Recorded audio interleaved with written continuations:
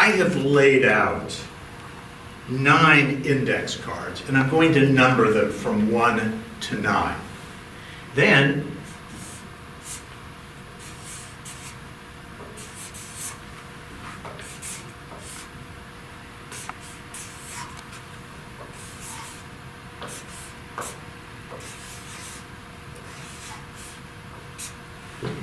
so you can see that these are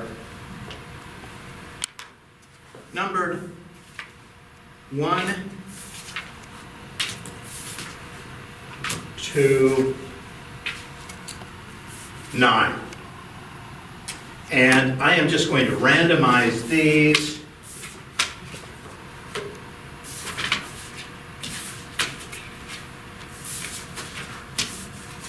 So the numbers are randomized. We don't know their order, and see, I have to be sure I only have, yeah, there's one blank card. Okay. And I am going to hand these out to volunteers. May I hand you? Please select whichever packet you want. Very good. I have 2 more packets. Very good. Thank you. Now, without looking at the numbers, and I want you all to mix them up so they are completely random. One of the packets we're going to take and tear up. And so I will ask, which person do you want them to tear up their cards? Okay, you may tear your cards up. Doesn't matter how I tear it. Doesn't matter. So that just leaves us 2 packets. So I am going to ask, please, I want you to, without even looking, selecting one of your cards. Perfect. And now you can tell us what the number that you selected is. 3. 3. And now I will ask you to select one card. 9. 9. Okay. And you guys may tear those cards up. And then I will ask you to select another one of your remaining cards randomly. What number do you have? 5. 5. I will ask you please to select one random number. 4. 4. You guys may tear those up. And that leaves you each with one card. What is the last card you have? 7. 7. And what is your last card? 2. 2. 3 packets of cards, handed out randomly, mixed up randomly, not in order from the start. So we had no idea what we were going to come up with. One of the packets was discarded right off the top. The 2 other packets, sight unseen, you all gave me numbers randomly. And now, let's do something. Let's add these up. So 9 and 4 is 13, and 2 is 15. Is that correct? Carry the 1. 8, 9, and 7, 16, 165. Unbeknownst to all of you, yesterday in the morning, I wrote a number on the dry erase board in the back of the room. Would you all please look behind you, and you will see the number that predicted what you all would come up with today. Predicting the future. Thank you all. 2 books. The Dream of the Accused. I selected these books for the lectures we've had all week on medical jurisprudence and medical ethics. The Dream of the Accused, you all remember that. In 3/4 of civil cases heard in a courtroom, medical evidence is presented in some form or another. In 25% of criminal cases, medical evidence is involved in some form or another. May I hand you this book, The Dream of the Accused, and if you will please tell us how many pages are in that book.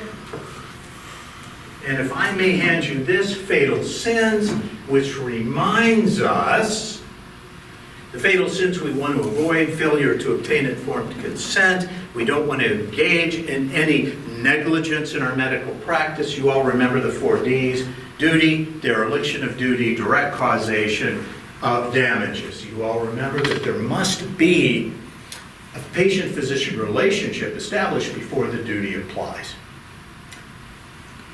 How many pages are in your book? 199. 199. Okay.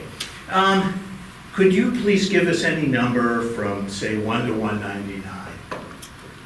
124. I'm going to ask you, please, to turn to page 124. And I'm going to ask you, please, to silently look at the top line on page 124, is that right? I'm going to ask you, please, to look silently at the top line, and I'm going to ask you, please, to look for the biggest word you can find, the longest word in that top sentence, because it'll have the most import to it. And I just want you then to close the book and remember that word, okay? How many pages do you have in your book, Fatal Sins, reminding us to practice ethically, morally, and to follow the law?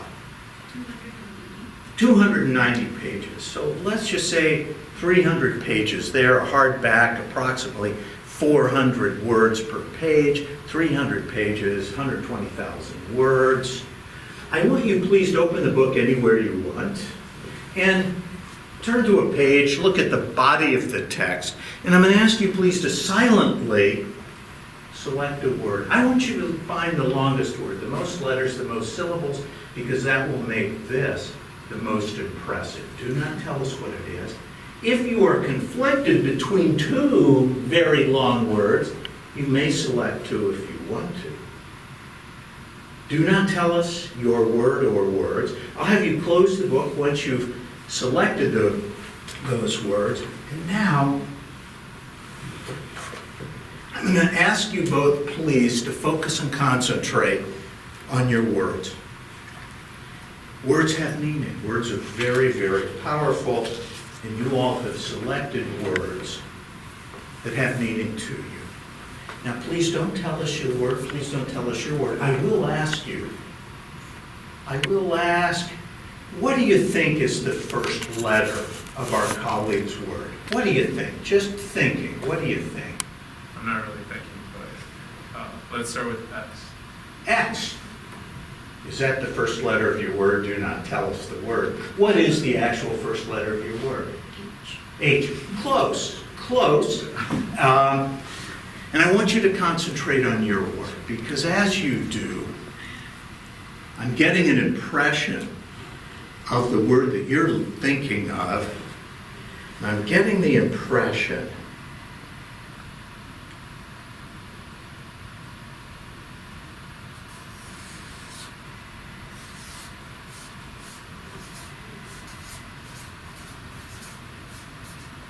the word you're thinking of has meaning, and it reminds us that as physicians, we don't function as an island all alone. We work together. And in fact, not only do we work together, we work best when we work together as a team. Because, would you please tell us the word you're thinking of? Collaboration. And in fact, that is the impression that I got. Thank you very, very much. The word that you're thinking of, please don't tell us what it is. Please, if you will, concentrate on it. And the word that you're thinking of has great meaning, especially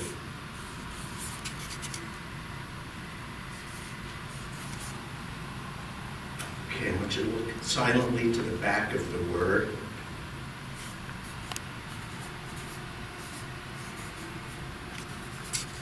Don't tell me, but I want you to look at the last letter of your word silently in your mind's eye.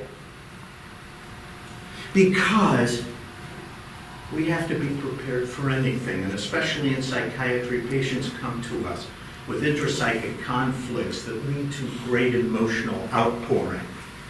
And oftentimes, our patients will have to reach for something they have in their pocket to deal with tears and how they're feeling. Would you please tell us the word you were thinking of? And in fact, that is the impression that I received in getting into your mind. Thank you all very, very much. Thank you.